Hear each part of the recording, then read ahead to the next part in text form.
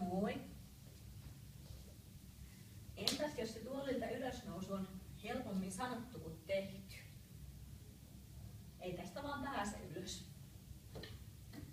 No, oikaisehan selkä ja tuu tuolin etureunalle. Jos jalat meinaa luistaa, niin kannattaa laittaa kengät jalkaan.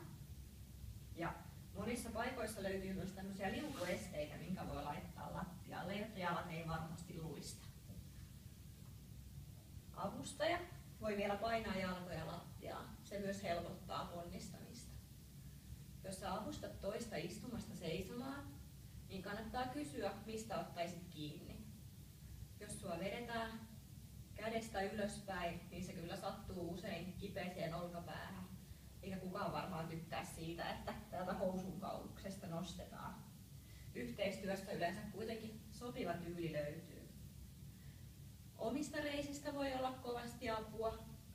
Tai jos tuolissa on nämä käsinojat, niin ei mikään estä ponnaamasta niistä vähän apua.